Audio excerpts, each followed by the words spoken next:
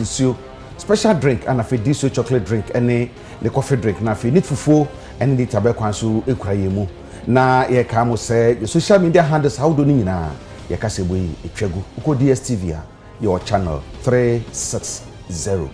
and somebody the bedi mu akotine bi ene say mampedi regional de odi nkunimu no wo mu nyina obi no wan to mo 100%. na nei edom kuma no ba no dani honorable afenyoma ke ne wo kasa wo se wo sre health minister se wo mu ntwa wo mani enkohwe afutuwe sanse Cholera no agye ne nsam wo ho ensemi ka ho ene ye de so mo akenkanfo me eja kwabena mene nana ekua kobi afika sabo na mu nsam nie ye nyina nim se ekuo ba ko America memu aboa Ghana ne wiasa mansa nyina USAID etira ka no USAID omo de sikasam na so mboa sika fam na Ghana ha de omo de boa ye titiro no ye de ko apomde ho ensam mu na eno na owura kwakudu na Trump ba ye wo se sa USAID moa no wotwam ama se sika ke so omo de bro man Ghana no enye de yensa ebetumi aka sika no wo hwe be $156 million ena ka so omo de ebre yen na se ya omo fa mabio na se sa sika na ka ebetumi de aboa akon atian yare wa hodo bi no o man Ghana ya na se kopese sika no na yede ko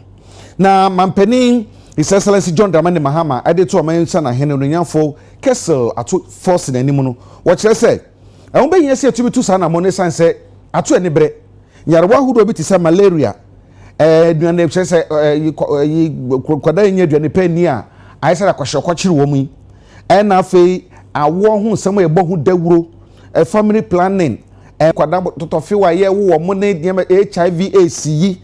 ene niema hudo bebre ene say sika ya America for the boy yetumi de ebo hu dawuro etumi de ekon na sesi asa niema ni nyina sika no kɔ no ebe ha adwene pa na mu ba kokora ye HIV AIDS nura ye de source ano eye antiretroviral no ni nyina sika ya na de ye na sesi America for some for sika mabio no wo man Ghana yen ene say etumi pesika bi obabi na yetumi de ekosa yare no na nna mampani HSA obefo kwan bia so enam no photo samfo so se won betu anamon bi na se sika no a enya ma no ye be hu okwan ye befa so a ye benya bi ade ahyemu ade akwante esa nyarwa hodo no anyesa ade oha kase pa na ebebre yen na nsemi onunyafo date we came with a 120-day plan that contains a list of some things we intend to achieve within the first 120 days. Of course, several of these things are sectoral, and so it was not possible to conduct this meeting before the ministers of the various sectors had been vetted and sworn in. And so now that you've been sworn in, of course, some background work has been taking place quietly. And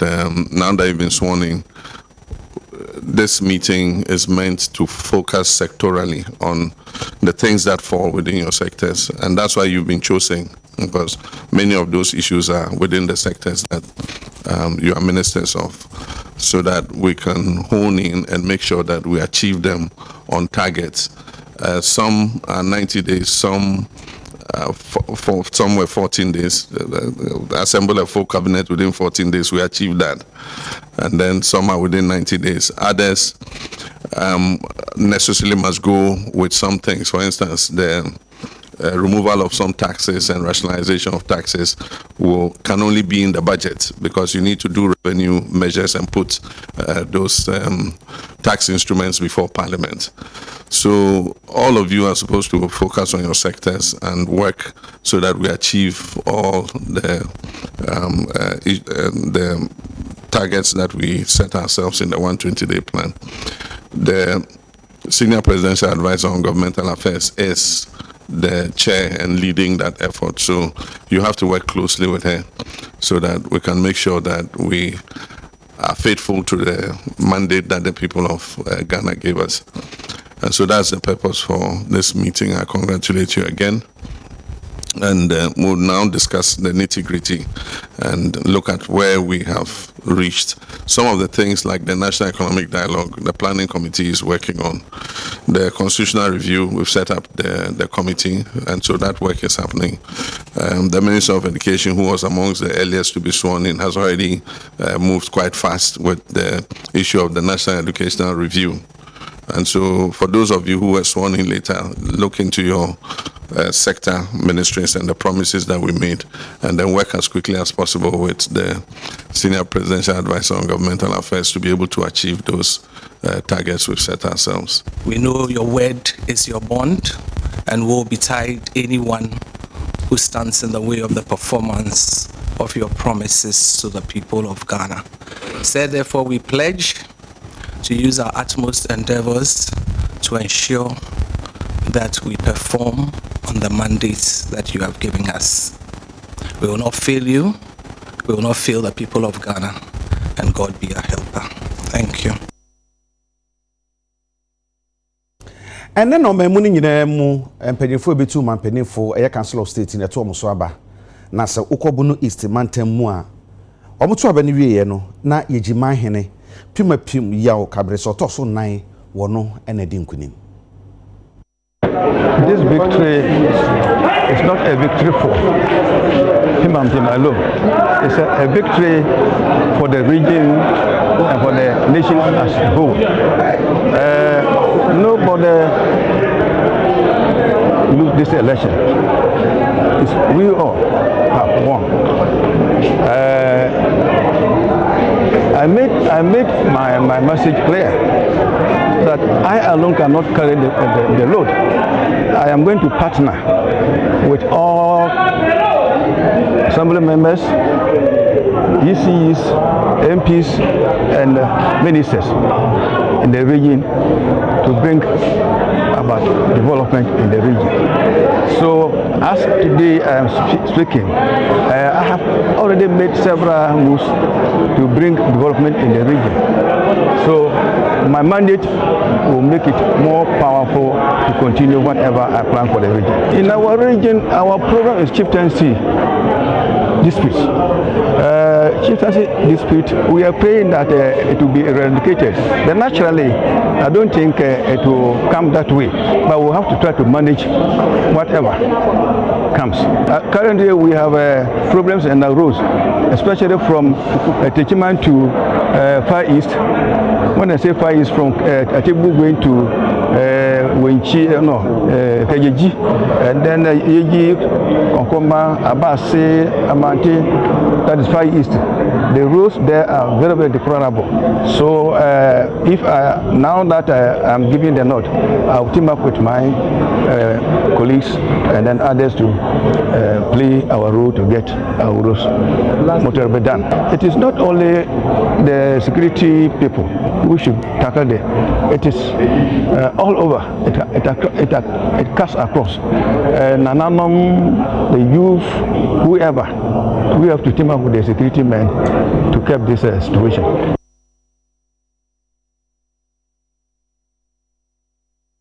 Now, our Council of State about to Western North Regional Chairman, Mr. Michael Edu, will know and I would D in Kunim Edema in this Yamunuku. The Dikai Monche Imprime Honey say, a futio papa 72 John Dramani Mama, the president of Ghana, and a futio papa 72 in paying for Nubia. I am a Juma as Council of State member. I can assure you, say, me come again, the Madrid Yemen, or futio BSM, Medibemano. In the first place, I say, me NDC, or no NDC, or Yadian Yamenka, Mecca. If he says meka na odiswa and the beboa mine I may be a beka western now western not as a region so and also in fact so Benjamin Hone say obia utu president full tumpa for FOD obviously no relationship no ebe sign aka bom pa enti no se ye PBB na me de ma no tuma and so obeye e de ama region and I assure you say near my what has enye say ya kwan any school your hospitals near dey they me can e be ye no dey me can ma make sure say yes aka mo region wo hwe yewra bigedu a wo bigedu din awo Ghana ha ba bia obi nim say obi a owo nim de obi a waye adwuma bobra awo Ghana man mu ha enunti so suma sa nipa no se onko Council of State I was say onya ahoto so say okwa akotu omampanyin fo papa amna bo man yewra bigedu oka a contractor for mo ya akwan kese pa o man mu a utumi nyine mfiri wabegi contractor form we akwan anim no your president e wo man mu for a very long time oyobi a wabie schools universities what training amount for we lawyers ni ade Calf University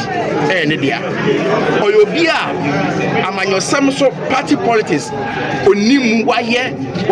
regional chairman I think for the past how many years 12 or so years it is already na brabo na sa nkofo bi sa na ehia momatena eho abo mampanyin no matuo mampanyin fo say ye betu abey na de ye hwe asumdwe yami adum so asumdwe na ye hwe no ye sakes na de o se fata en wa weni yura Michael Edu do na nim se fre no big Edu na obi a ne big no big o medi Council of State o me member no krampo no na ekwan hu do mituri wa boa sefuo wa boa manfo bebre e bi ni se o university ono ankasa ni university massive people scholarship I'm a hostel be na be lawyers any woman iti ene ya nyame adum wasan abe Council of State member no it say obey be account yɛtoa yɛdasoa ɛwɔ Council of State si abato na ɛkɔsonum na mantama hodo no se de si ɛkɔyi no bankramantam mu a de omoto no so aba ase so no kɔyɛ okosin yanuanom a wɔ nkramantam mu anam no ɛyɛ nene drolo busu adamte a odi kan sanso ɛna wokɔ atoymantam mu a abrante onye hwe aduasa mienu ane din ne Max Obuachi wono ɛna edi nkunim wono ba Council of State member ɛde mamanfo a ɛwɔ atoymantam mu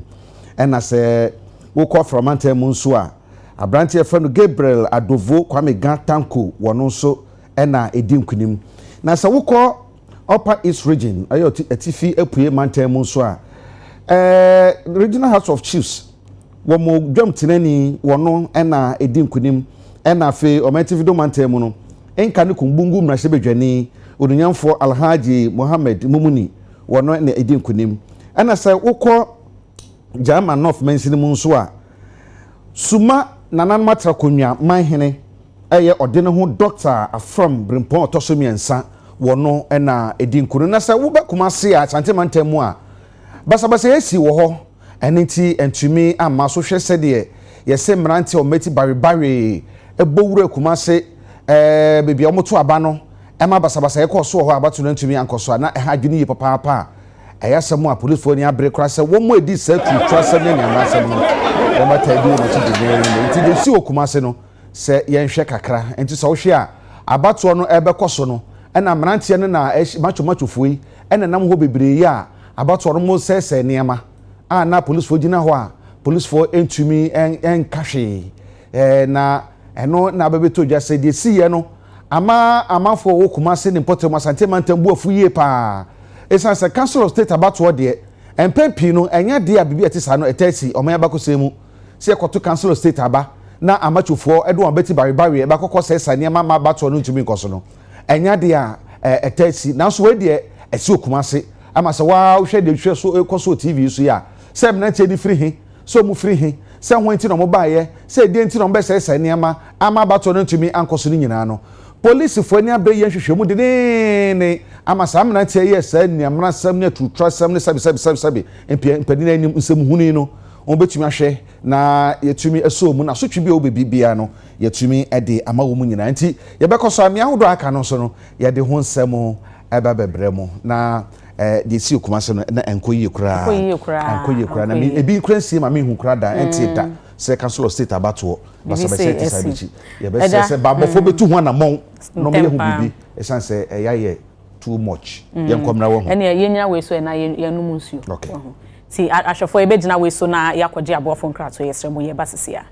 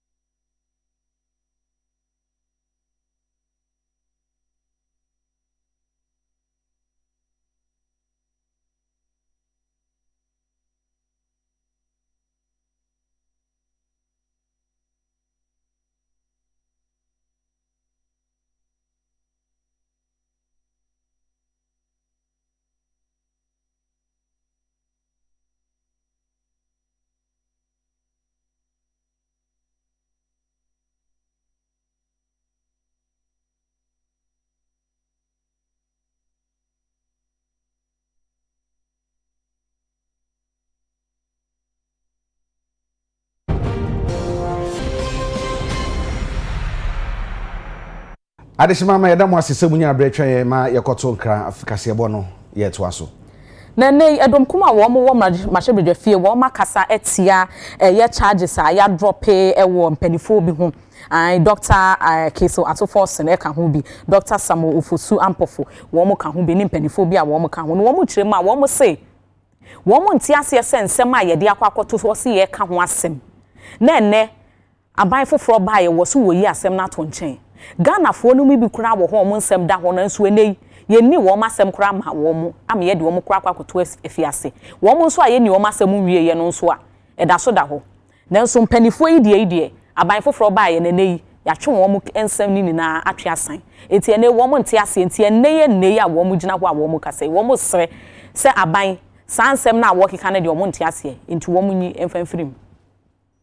These cases are the Republic versus Samuel Ofosu Ampofo and Anthony Kwaku Buahin, Republic versus Stephen Opuni, Seidu Agongo, and Agriculture Limited. The 2 cases involving the Republic versus John Pandit Asiama and others, the Republic versus Collins Dauda and 4 others, the Republic versus Ernest Thompson and 3 others, and the Republic versus Kesel Atwoforsen and 2 others. This unprecedented act of clearing and whitewashing people of these gargantuan financial and other offenses in Ghana by the newly appointed NDC Attorney General and the John Mahama government is very scandalous, raises various questions, and shows that part of the so-called resetting agenda of the Mahama government is to protect itself and clothe its leading members with immunity from prosecution for financial crimes committed against the people of Ghana. We, the people of Ghana, demand that the AG of the people, he is the Attorney General of the people.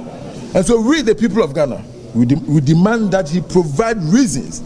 for ensuring the acquittal and discharge of the accused persons mentioned above, without making the court discharge its duty of pronouncing on their guilt or otherwise. Ladies and gentlemen of the media, we say that this NDC government act of clearing and whitewashing leading members of the NDC of financial crimes is unprecedented. We think that the decision by the NDC government to withdraw these charges is highly discriminatory. There are so many Ghanaians out there who are being criminally prosecuted in various courts in Ghana. They have not enjoyed this kind of privilege that has been extended to the former NDC officials. We now live in a country where former NDC officials are treated differently from other Ghanaians. Fellow Ghanaians, please, if you are facing any criminal prosecution, if you are listening to me, and you are facing any criminal prosecution, go to the AG's office, ask for the charges to be dropped.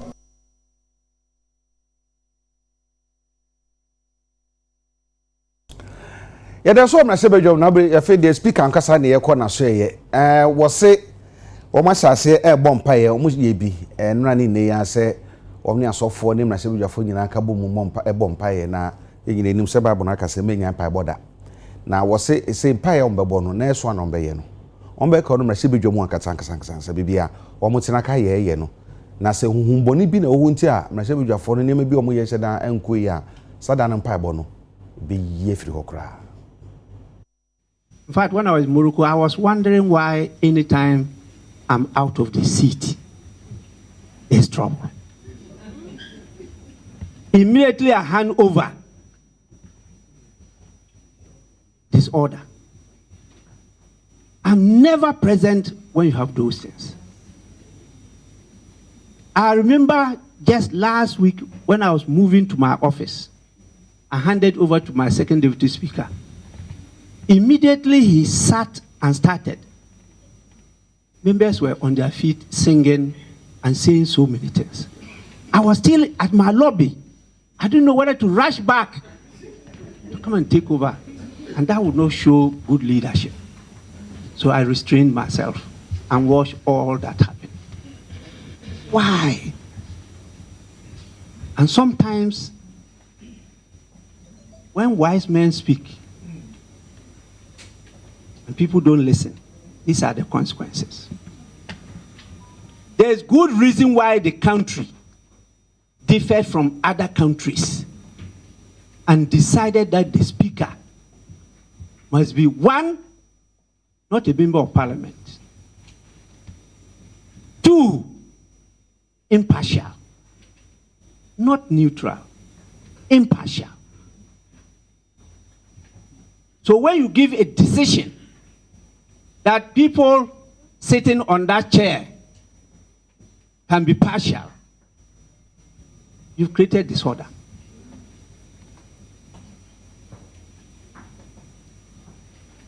I will be quoting decisions that I spoke against, and you people moved with the mob, and they became decisions of courts and rules in this house, in this country, for you to see the consequences. That is the only reason why any of the deputies, when they are sent onto the chair, you behave the way you behave. Well, you see them as what? One of you unaligned. So the others not belonging will not go with him, even when he's doing the right thing. Na minority leader ewo mrashebedwafie Alexander Afenyomakin ene wo kiremu a wo se wo sre wo de adesrade pa na ema Ministry of Health se wo sre o ma da wo mu ntwa wo mani enkohwe afutu about one person yaso eno ewo central region esan say cholera yare ene agentra ha wo ho yie pa eti wo mu sre animu ya wo mu fasika ene ahokade a eno ebeboa ama sa yare ya agentre ha wo ho yi eso etwa na wo kire mu no ene wo ka say yare agentra ha enye ne kora agentra ha ebra na ye wo ayi afia etwa mu 2024 ni mu 30th September ni mu na chese agi antra ha no wo mo hwese nko wo mo be ye hu enyema bi na nso wo mentumi ama ba mu ntie ne ya wo mo ndc fo aba ban mu de wo mo sre wo mo ada wo mo fa eniema nko no wo mo nkohwe no wo mo moa wo mo esanse yare no ekum yare no ano odin enti wo mo sre wo mo ada ennei wo mo wa ban mu de wo mo fa sika enko na wo mo fa enko boa wo mo ensemi ena wo mo edi tuja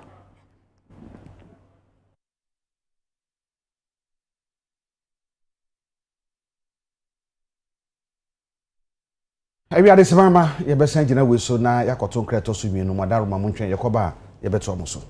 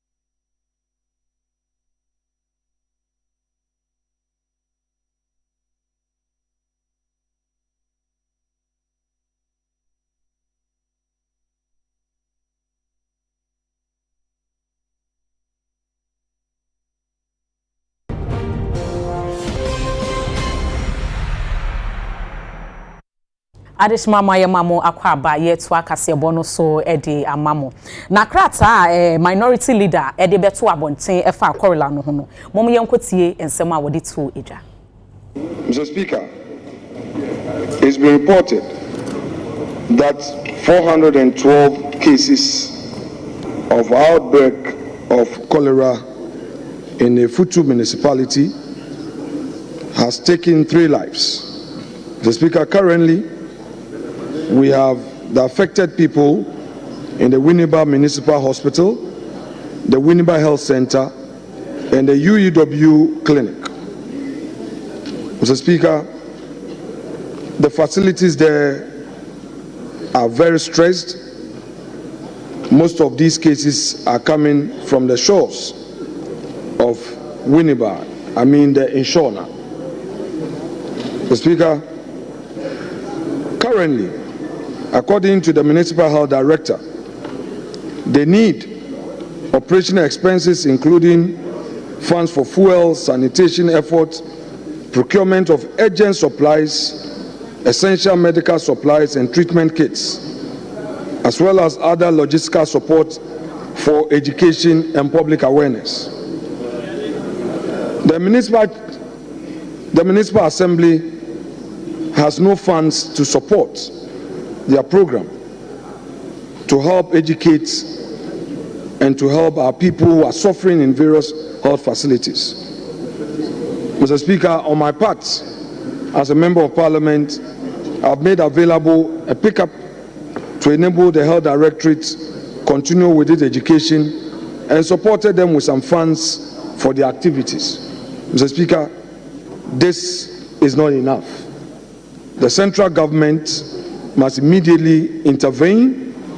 to save lives. The people are suffering. We also need additional supporting staff to be deployed to Winneba. Mr. Speaker, the Minister of Health must direct other health professionals to support the directorate to enable them contain this unfortunate outbreak.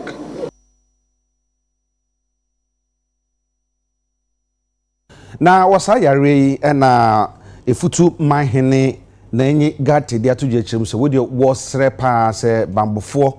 ene politifo ne obi biara emra woni bia no wo soro waka na wo tu amanfo a ekompo ano ekogya wo nan wo na fe ni free range no akoko gina na wo gya wo nan bi ni bia keke no yen hwehwe wo ye che ma na ya twoma so sense wo ka ho bi na Cholera yare eto atise ewo efutu mpatam yenje mpoano na yekezi da magu fini wono yenje na mesre environmental health fu wani Ghana Health Service embo na wansre police nankanka prisons mo fichiri na where da mazi no wachiro bia mo mfa no nche ya kasa dembe nimpa basesa yehu da binu mo aso edi Cholera oyeye opapa na onyi de ye kroi Cholera obogu yin mase the pro today na nche nemo wansan nemo sube a we yi won poano no onji mboan nti yesre wona wa ba hande woku fia won ko boni dewu de abanesi mpoano dwumeji no wonje na yanya sure de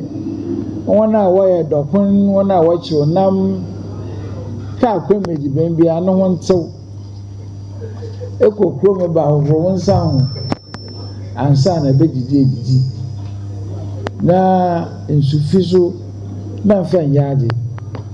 ye botaye osi yejim yes champion na ancestral legacy agbachi biyin bebia wa Africa ha otiden o ya fashion stronko enka na wo we mbe wa kusum but kusum titi kusum na odi nsrahwɛ ɔde ba nsrahwɛ ɔde sika na ɔde ba kurom pɛpɛ dɛ ɛdɔm no wɔbɛ pii a obi aba ɔbɔ no nsu ɔbɔ no fanta ɔbɔ no bia ɔbɛgye mu ɔbɛgye ɛtso ɔbɛgye bɔ fruit ne nyinara sika na wɔde tɔ enti na ɔwɔ dɛ yɛsiesie yɛn ho yie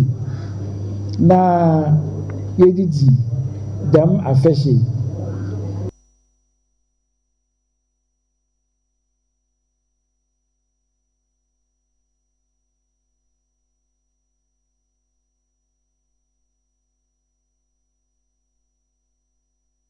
na MPP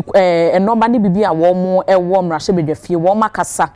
e de atia eye nomination a ye de ama eye Dr. Johnson Esiama senko no ene won koye governor Enfama Bank of Ghana na ne ne wo mo kanina ne se won hyada eni o kasika semu ensemu a chese won hyada ni din pa wo ho enti ene se ye kasa e won ko no won koda ano a wo mo hyada nyini ni esan hwe ya no akwakobo Ghana foka enti wo mo hwe na enei wo mo nsesa no enu nti na enei wo mo kasetia ne nomination na yede ma no Asante mantem rasebedwefo de to mampani John Dramani Mahama enim se ekura wasemaka ensomenwe Dr. Siama ono ankasa no yi no senka omeye governor Enfama Bank of Ghana nanso animanim ya wontwam kura adwuma wode ahye ne nsa no wonsan nyimfri ne nsam ne nyina ne se papa no ne nsansam bi a ekopie mu asemdibia no ye didi brake siesei ehye ne nsam a enya ade a ebeye yi lawyer na eje baafo awu a emrasebedwane a o menhia South abato mpasua so ena ogina ne Rasebedwafo nkaye na nemu a okasaye ene o kire se Dr. Siama so yetimi yi ne pa se omrameye governor Enfama Bank of Ghana ne ehwe ne nsansam a edane so ene de kopie wasemdi bia de a na eka bibi a kire se omai Ghana ye mudie ene mpogidi a omanfo wo ewo man ne sikasem mu no enhyada nkonkan betoto na sekra eno nso emwa ene ye ka che President Mahama say Governor of the Bank of Ghana appointment na wa make on withdraw the appointment of Dr. Johnson Esiama as Governor of the Bank of Ghana. Ebra na Yewura John Mahama eye president in the year 2013 to 2016 no. Papa no a second deputy governor. Na bro ye second deputy governor no. Ohye banks a ewo Ghana ha sei so. Na ye nyina ye gitum pefe se. Eye sa bre no na banks ewo Ghana ha sei kwa ahuyehie mu bra no ohye banks no so no. IMF report, World Bank report, Bank of Ghana report nyina kire se eye papa ne bre so na banks no ekọ ahuyehie mu. MPP ebeba power 2017. Na World Bank no ne IMF no nyina tu aban for say onye banking sector clean up no chese bank no eho ana ato ape no onye ho asiesie aban no anye yekoto aba na fofia nto ata ana wani nkunim Yewura John Mahama firi aban mu na akoba se na nado danko akufuado eso ye sa clean up no sa Owura Johnson Esiama banks na egu ye no ne nsankasa ye den ewum etu cases mienu baako the Republic versus Johnson Esiama efa UT Bank baako the Republic versus Dr. Kwabnado 4 and 8 others. Na ono ka ho na 8 others no. Enti na chese ni cases mienu nko an ye de ne den ewo court. Yewura Attorney General ba ye no. Wakọ withdraw cases no. Adechi na papa no ya ne governor of the Bank of Ghana. De yen ye kan say otena so ma banks ni collapse ye ne de. On sem fata say yes appointed no governor of the Bank of Ghana biu. Eti Yewura John Mahama on withdraw an appointment as governor of the Bank of Ghana. Na wakora ransam semi ena ababetu dwese omatonsa e de afre omenso afohwa pondwe unsanso ononyamfo minta akando se womra mahye bedwam na anamo a womutu e de fa yamtu yare hu no womacheche mu fanhye mahye bedwafo. I direct the minister responsible for health to appear before the House within 1 week to brief the House on all the health issues on the floor. Speaker, I so direct.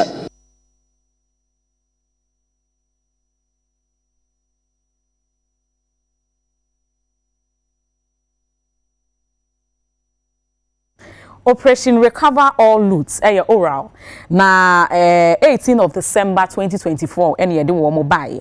enra 10 February na wo madwuma ni na eba awieye na Ghana fo no mu bi a kire wo madwen afa adwuma pa wo mabo de afa nhihye ya na se adwuma dia ye de hye wo mo saso wo mo meye na me kan say team na otin de ye and you say omode or they say dem na no say no say omo hwehwem na say nipa na di omani ska na say omana japade bi obi wa eso mutumi emra na etumi ni di ai me imagine tell no because youth na ye ble do ba ko fo ntumi keep omani ska say ya kan emle nje say abani de nezi from na omuni emla ni di and say nipa na de ne nya ne dia say omoje nipa no waso no mu te say sisiela man for sisiela da pa maami no maami abrewa no maami fa ne nya example onu de ne say e clear charge say nti onu say no te say ebi no mu sa no onu say untimi nya no hwe ma ne yeye mi am ye ni frɛ ni gura no mi hu say ne oye no wafom nti so mu ye no mu anye ni ye a me kura betimi agobisa na say scan onya ono wan so omu omu bie nsa omu no omu bie mu na we boa omu bie nsa omu no na we boa say ya chi omu say omabo kro no nko ade a say omu de ye di chachuchi kata ko ye no san krofo no mu chen chachuchi kata so omu say kro no no mu de bata no mu de no ko ye the ones that di kro no bata a whole chachuchi kata obia ni ho obia beko o se ye chi omu a omu abokro no bia o se obi wa bokro no o man mu bia o se ye chi no na ye chi omu tum na o ngu se o man ye pese o man ye ye e Ghana no entimi ba se ebia entimi ba se o man sika na ni pa ba kwa afa ase na mu yo man ase o man no aho kire so o man no mu so nti obi wa bokro no bia o se ye chi no oni pa bia no ho bon asem no ochi no onje japade a waye nyina mfinese na sika bia wawie bia oman mu ahiafo wo mpapa moborofo mberewa mbabawa ne mrent ye nya adwuma nye takoye kro no tramonom wi ton ndubone ama oman na sei nti kakra metumi aka nse sika na ye benyen femro mentie ene mbabawa na omoba enya de obetena se ache wonsana kra otimi nchibi ontimi nche obia antum o de tra ho na hwe enya de obetuma che obia atum because I can bind the yato aban amawa o kan se obetu katase ne prayer asimom but enya by this time so pe brabo a yesi se o pese okokire anoma ye ngina ho ntoto ebo ade okokire anoma na wudu nam ko na to bo aye den but modern buta esi wani so se Ghana be yie no ona se o targeting first o committee no ya de eso man siga ezi awon kire o man ni no scan ko dini pa ba ko nsem sara na so ya yuturu so ya bre no ze obetuma e bibia fo na aja o man mu agwa man ya ye de anu na hia ye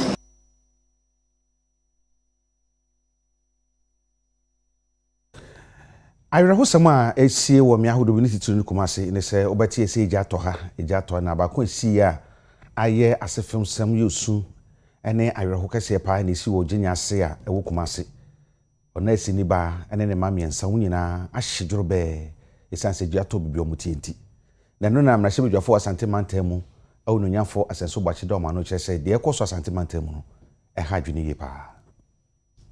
Emra sebedwafo yi de nsem tudwa ebra mu kopiem oso amemazin so ode ani krotwa wisie ekwa akohwe ensamoni a na anu da eja eto ho no ediye na wafa akwanya no so na nsam ahodo bi enso eka ho no wahwe kwan a obefa so a obeyi ede afiri ho ononyamfo asanso boache oye bantima mra sebedwani ene di wanim ene ode tudwa se obrebre waso ase na hwe kwa akiri pa de a oman Ghana titiri kra ne asante mantem hawo kese eta akofa eja hihye ba no ene se emiamia ahodo a ya yesima edom dodo na akosia edi dwuma ahodo ye wonwuma no aya ye nhyeda mfa nhyehyɛ papa bia enwa kwam enwene edan kra yesie se ebia eja hyehye betimi aba ho eno ena de ha we nyina aba afen so se ukọ emia bi etisa na omota de dua ne rubber mechre plastic ena etai sisi sa dan no ede ye ehon hyehye ye sa ne ma no nso de eyade eta frefreja na eja tom so a etimi hyepam eno nso nti ena mrahye badwafo nyina kan boma wo ka che Ghana ban se ebredu so otimi tu anamo bi se emia ya na edom kohyia ba bia nipa dodo wo ye adwuma no obetimi asisi adan ahodo bi a ebeboa na ebebo gyahyehyɛ ho ban wo se ebasa gyahyehyɛ dodo a yehu wo Ghana ha no ebetimi asi ano ekwan mrahye badwafo a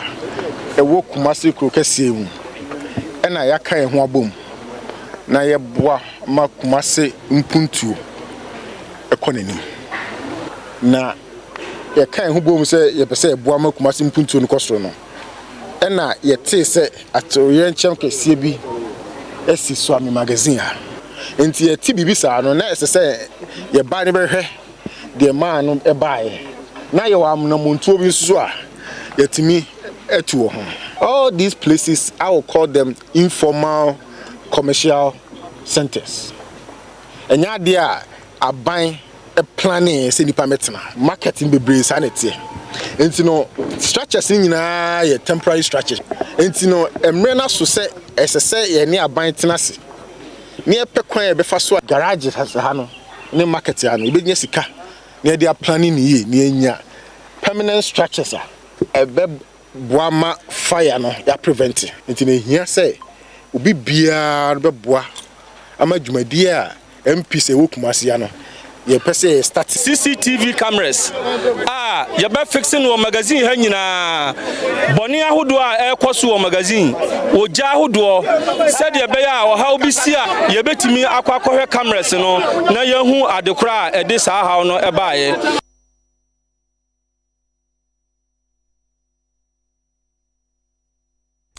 Penia ye ni se wono na emra mehwe bibia ye ahyen yesu hyen me Ghana Special Authority Dr. Ransford Jampo odatu je kire mu se Buankra Inland Port no se de dwuma ekoso no o ma kire no mu na ohu se ekoyie pa. Professor Ransford Edward Jampo and a year country for Penya, His Excellency John Dramani Mahama, Abonidin say, one share Ghana Shippers Authority. Isia make us a share Nejumedia, Sia, Odi Jumaneno, and Adena be Piemu, Ewa Buankra, Oko Piemu Buankra, no share a year Jumedia Air Coso, Meche Buankra Integrated Logistics Terminal, Yasa friend Buankra Inland Port, no, now then opinion for Ebe Piemu project, Compena, or more na air share, Serjumedian Ebecoso, Meche just more Construction Limited or more empenyin for etimeka wa mo hwe adwumadie no ena Professor Jampo echire mu se adwumadie na wabe hu no nani asopa ono so wabe kwankyere for penyi emwa bia contractor ne hia bia no ode be ma no se de be ya adwumadie no ebetimi awie pay project ye amosha FC President Kufuor Abreso na omoshe ase na ade ne ye papa asese ye hwe ma ne yede kɔ ne wie ye. It is not for anybody, it's for Mother Ghana. Yena year Ghana na ebefa ntuma pa eden ifra na ohwe President Mahama ensem a okan oka kire me ankasa so no ne botare ne so obeja legacy ama Ghana for na china oni ho a amanfo ayeden abonidin ade akai no na megidi se yene no through ni minister ebebo nkomo na yahwe kwan a ebefa so a oyenum nyina no yede bebe wie papa na so far me ba na adwuma na omoye se ne amosi aye ye form ne niema no me meni age ho na me share omunkran se omunkoso enye adwumaden nyo food apa ane piano ntino asese yehwe ma ne yede kɔ ne wie and ne yeme ahonhoaho ane se local contractors and local engineers and aye and I employ abrofo binum amom adwuma se monso mbe so ha we no ma kire se ebibifo nso so animunyansa ne medwuma ye a omoso tumi fa abrofo se monso mbe by day labor adwuma ne bi na I'm very impressed. Dr. Justice Samo ono and a Chief Executive Officer Edema Jasmo Construction Limited ono so ekasa e kire nsemu sei adwuma de no de ti se de ono aka ye no ani age ho yenso yabamu emu kra na ebebo ye ho modini bebre na yenso ya fam de say contractors ye behwe ma adwuma no quality no yen compromise na fe so time no so ye de be ye adwuma ye nyina ye nim say enche bia na nsuo no eba na ni wo fom pa ti ya take you into consideration na afen so ade ba ko a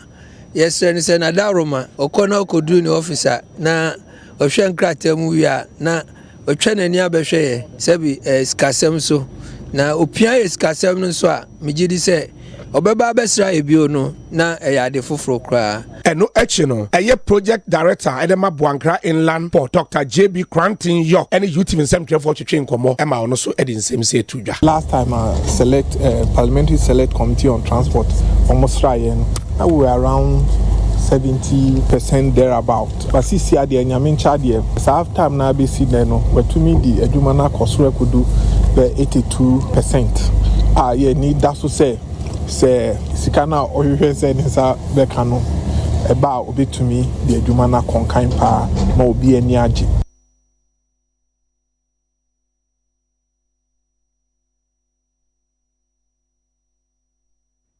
Na Ghana Ports and Harbours Authority wo say enkrata empanifuo bi anase sembi nana kodwo aban ka say sikadie bi ene proye bi ekoso wo ho no enya nokure bia enim eti enei wo de omo kanina ne say ensem a wo mo de ne na mabonten sei ena ekoso wo ho proye ne sanema ne nina no eyentro nokure bia enim eti ma Ghana fo mfa wo maso ewo eye newspaper bia ye betu dwa ma wo mo kire say saa ensem yi wo mo aka de ato wo maka che honom nti ene di wo mo kanina ne say nokure bia eni sansem ya wo mo de betu edwa no ye kwa santimantem na ye kokuma se menhia otekokko so 2472 otoso mienu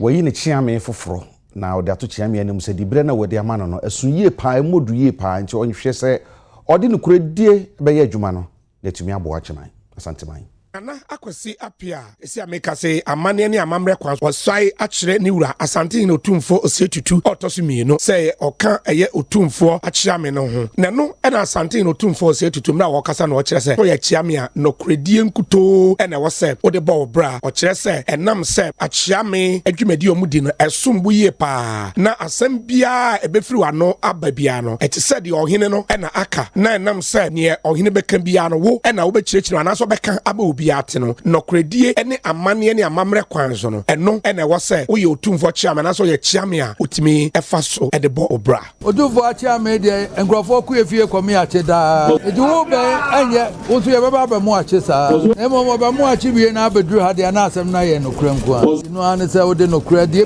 wo na wo ka asema chiame wo na wo konti asema ba ka chiame did o ka chiame wo se ye no kre de be free mo ho ababia wo se ye no kre enso na de adrede nriso mu kan ma hunu akire dada nanso wo se agya chamfo a obedina de se de odi ahobrase ne nimde som ye no sua so na bra ba ye wate na ni an hafie hada wa amana anya afefe de wa amana anya kuma sesem ne mo ma no ye santima som se santene bia ahobrase mu a sua so na bra ba ye nyazo obi ba asema baba na unim obi ntina wo chi akọ ho nemom de no cred woni woni akrokra na ne de anyinda seche no kache tande wi a de edin ade be fro no nko ana na de ade fro no nko e be fro otufo chiam na fe kumase fo jos otufo chiam dama e ko trimu abenya o eti bibia chiame abotre wate eno echi youth in some trafo ne otumfo chiame na nakwasi apia so etwetwe enkomo alasia na mi mayura won nyama wa hye me na busua asida na me ma senya mi ma no kwantinti na wo hira no rompeja na hini na yesu abam yesu kakra yesu betimi yesu etimfa peja na no kwaidie ayura kae no kwaidie yedi be wuram ama santima here apeja ya so open temple si amoja na eba na kakra no ye be du butai ti de me kan se ye ya yesisu ye nya butre emfa kumapa emfa nso ensuma santima na obi anu a wasoma na ni magu asida Yema otufo chiame nana kwasi apia entri enkwa yebegina no so ne de yakase bodi nyina akoda wie na momeka wo se so betumi afe wo sen asere amamansan nyina atumi ahwe w'anim na obetumi akasa aguamanfo so a na gina wonum enkan wo ho ene se da wo sen esitifa apose ba ko nyina hu sa gidin yate di fitititititi eno ane president edima osin efe wonum ye hwam ne ma hodo bebre ntabusan chenfa obi amomode se ne sa betumi akan bie ekwa bedi adanse ana ja mata de fe ye hwemi standout dues and our mo share matari nti satade ye hwemi ye wo fede a and your first standout dues 0540 462111 0540 462111 eti friend na part ade fe ye hwemi bi na fe also for life ni bia eja yes enti ye de besi a medin de jakwa bana mene nana ekua kobi eda mo nyina se amamumo ene hwe.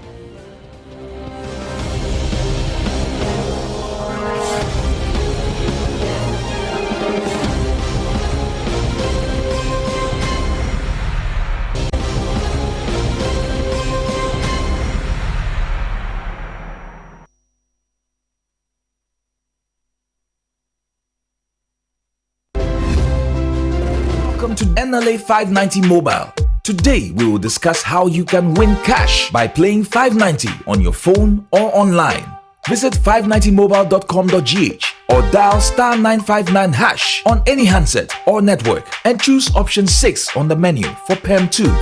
PERMing allows you to increase your chances of a winning combination. PERM 2 gives you 240 times your stake amount when 2 or more numbers from your selection appear in any order. You need to select from 3 or up to a maximum of 10 numbers, or between 1 to 90, to play PERM 2. Thank you for your attention. And remember, you can stake your favorite NLA 590 lottery on your phone or online right now. All wins are paid same day, in full, and direct to your Momo. Please dial 059 692 1590 for any assistance.